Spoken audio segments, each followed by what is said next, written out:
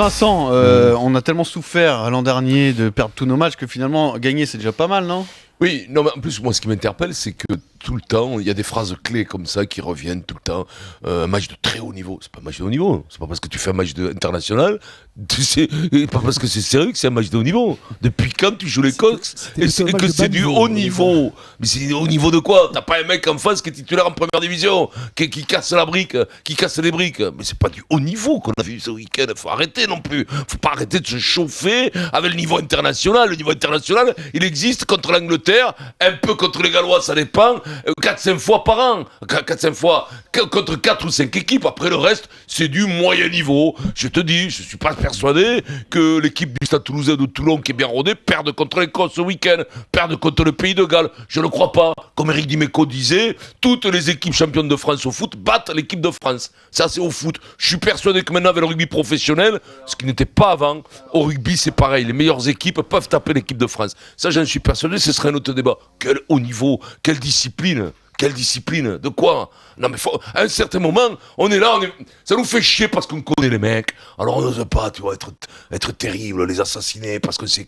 Alors c'est pas facile. Il y a pas assez de temps.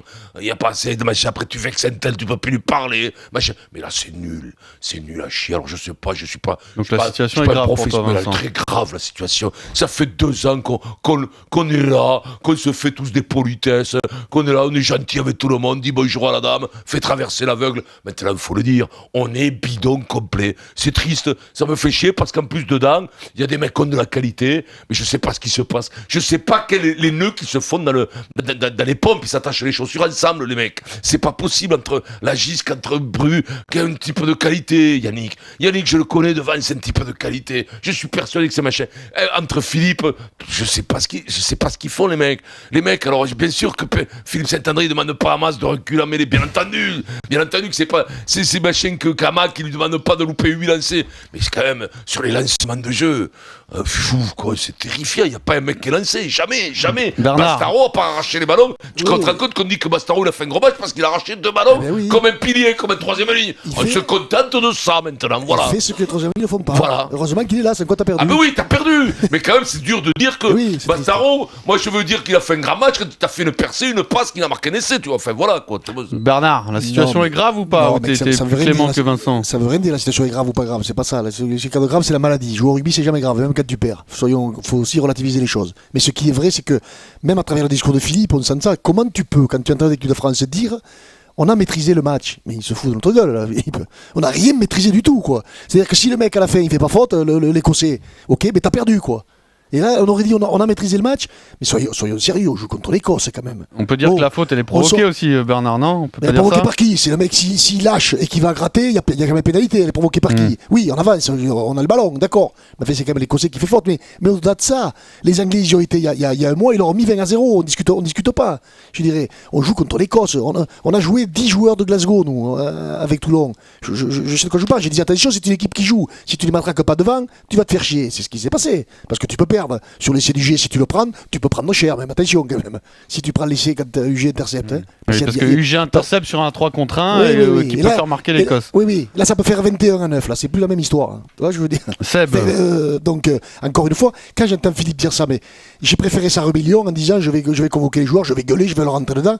Là quand j'entends Philippe parler là tout à l'heure, j'avais l'impression de Jacques Brunel qui parle. C'est l'entraîneur de l'équipe d'Italie.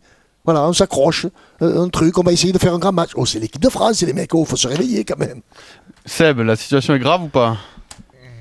Ouais, elle est même, c'est critique. Après, je suis d'accord avec Bernard. Voilà, c'est jamais grave, c'est jamais fantastique. Il faut te remettre en question tout le temps.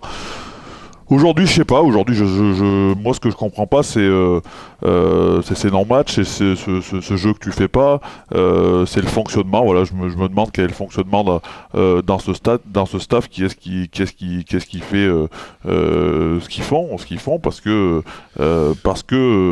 normalement, t'aurais dû voir au moins des joueurs ce qu'on avait demandé, quoi. Des joueurs qui se soient fait engueuler et brasser toute la semaine, ce qu'on a eu l'impression d'entendre, et qui au moins posent les couilles sur la table et puis et s'il file et puis essaye de cabosser de l'Écossais et quand t'arrives au stade, putain moi je me cachais dans le stade, tout le monde me regardait, me reconnaissait et j'avais honte presque d'être français et de leur avoir volé cette victoire qu'ils étaient allés se chercher. Franchement, je sais pas, je comprends pas le fonctionnement, je sais pas comment ils travaillent, je comprends pas leur choix. Alors après c'est sûr qu'on est tous sélectionneurs, on le dit toujours, mais il y a des choses qui me paraissent pas très logiques et oui, et comme disait Vincent, on va arrêter de se faire des politesses et des bises à chaque fois qu'on parle les uns des autres parce qu'au bout d'un moment t'avances plus, quoi. Alors qu'est-ce qui te paraît pas aller dans le bon sens, Seb, quand tu dis des choses qui te semblent pas logiques, c'est quoi? Mais je sais pas, déjà rien que dans le fonctionnement du staff, voilà, moi aujourd'hui l'équipe de France, je l'ai toujours connue avec un entraîneur de la défense. Aujourd'hui t'en as pas, t'as personne, donc qui est-ce qui le fait? Ils sont trois, il y a Philippe, il y a Philippe Saint-André, t'as la Gisqueta Bru, des trois, et je vois pas de spécialiste de la défense. Donc aujourd'hui je crois que dans le rugby professionnel c'est important, toutes les équipes ont un préparateur à la défense. T'as besoin de quelqu'un pour le jeu au pied, je pense, parce que qui est-ce qui prend le jeu au pied? On voit qu'on fait que 4 contrées, on est nul, on est mauvais, et pourtant t'as des joueurs qui ont du pied, et on n'y arrive pas. On voit des joueurs qui prennent pas d'initiative, qui sont recroquevillés sur eux-mêmes. Qui est-ce qui fait ce schéma de jeu? Qu'est-ce que le coach ou qu'est-ce que ce staff leur dit pour qu'ils aient si peur, quoi, si peur d'envoyer un peu du jeu, et puis si peur d'essayer de se faire plaisir, parce que putain, quand t'es au fond du sac, essaye de prendre du plaisir. Voilà, je le disais, prendre du plaisir en essayant de les cabosser, mais putain, en essayant d'envoyer un peu du jeu. Rentrer dans la gueule des mecs, ça veut pas dire faire un rugby hyper restrictif et puis pas jouer. Aujourd'hui, ni ils se font plaisir en cabossant les gonzes, et ni ils se font plaisir en envoyant du jeu. Ils se font pas plaisir, quoi. Et tu les vois, ils gagnent, ils avaient presque honte d'avoir gagné à la fin du match, quoi. C'est ça fait de la peine, et je sais pas où on va, et moi je suis inquiet. Alors peut-être qu'on peut se dire qu'on veut construire l'avenir dans la victoire. C'est la réaction. Non mais là tu peux en rien. tout Mais là, cas, mais de là, Nico, ça tu le dis. écoutez. Non mais ça tu le dis après l'Angleterre, parce que c'est le premier match, et que t'as encore plein Et que d'espoir, c'est parce que contre l'Angleterre tu fais t'es Et si dominé tu bats dans le jeu. l'Irlande, t'auras fait un très bon tournoi. Mais non, il faut arrêter de prendre ces matchs et que ça fasse des arbres qui cachent une forêt. Là aujourd'hui, la forêt elle est immense et elle est déserte. Putain, il y a les arbres, ils ont plus de feuilles, il y a plus rien. T'as des troncs d'arbres qui sont morts, et puis plus personne sait quoi en faire. Aujourd'hui, on est dans la merde, quoi. On est dans la merde, il faut se ressaisir. Alors après, il y a une donnée dont on n'a pas encore parlé, c'est la dimension physique. Comment ça se fait qu'on est systématiquement à la rue, même contre l'Italie, contre l'Écosse, physiquement? Mais moi, je suis surpris. On peut pas dire qu'on a le cigare, quand même. Parce que c'est pas avoir le cigare de dire... je me rappelle, dans le défi physique, c'est vrai que les Écossais morflent en tête à tête devant toutes les nations. Ils morflent. En mêlée, ils ont une mêlée. Mais quoi, c'est pas pour les Riri et Loulou qui jouent.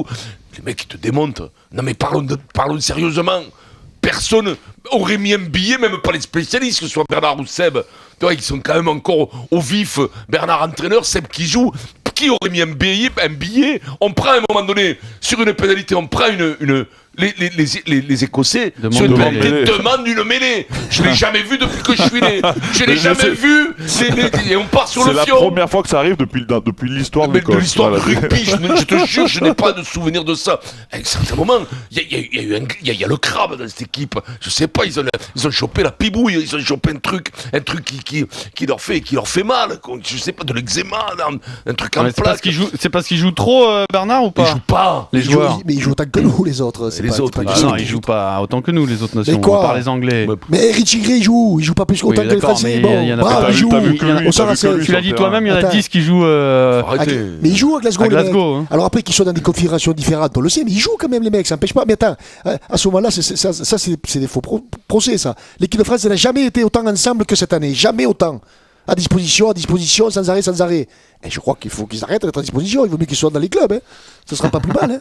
Non, mais attends. C'est le manager qui parle. Mais non, pas du tout. Mais attends, Dieu sait que moi, l'équipe de France, c'est ma priorité. Donc je peux parler tranquillement. Mais c'est vrai que quand on voit ça, je dis à quoi ça sert de se rassembler autant, quoi. Et alors sur la communication de Philippe, pourquoi Philippe il fait ça? Pourquoi il dit on a maîtrisé le match? C'est pas un homme politique, Philippe. Il n'est pas obligé de mentir. Tu fais de la politique, tu mens. C'est une nature. C'était obligé de mentir. Tout le monde ment. Il se poignarde. Mais là, en rugby, tu sais quoi? Il aurait été sympa en me disant en nous disant on t'a eu un coup de bol, écoute-moi, on a été mauvais comme des cochons, on s'en est sorti. Ça. Et tout le monde aurait été. Tout le monde aurait dit, la bien semaine sûr, dernière, on lui reproche d'être triste tout le temps, etc. Là, il est positive et tu le saccages aussi. Donc, non, ça c'était avant. C'est pas question d'être triste. C'est question d'être enthousiaste et vrai. Dire la vérité. C'est ça que je veux dire. Parce qu'au bout d'un moment, j'ai l'impression que les joueurs, si tu veux, ils sont à son rythme, quoi. C'est-à-dire, il n'y a rien de vrai, quoi. Dans ce qu'il nous dit, il n'y a rien de vrai. On a maîtrisé, on a fait un gros match, on a gagné 3 fois sur 4, mais on s'en fout de ça. On te dit pas on te juge pas à toi, tu joues pas à toi. Parle-moi de la réalité de ce que tu as vu, quoi. Il va pas se faire virer, personne te fait virer l'équipe de France, donc il s'en fout. Tu vois, c'est pas les mecs qui. Voilà, je te dis, c'est pas la politique, t'es pas obligé de mentir. Pour le juger, il joue pas, lui, mais qu'il nous dise les choses comme elles sont. Même lui, il nous ment. Et comme j'ai croisé 10 personnes aujourd'hui qui m'ont dit, putain, mais faut qu'il arrête de parler, quoi. On n'est pas du rugby, il faut qu'il arrête de parler. Chaque fois qu'il parle, on voit qu'il dit pas la vérité.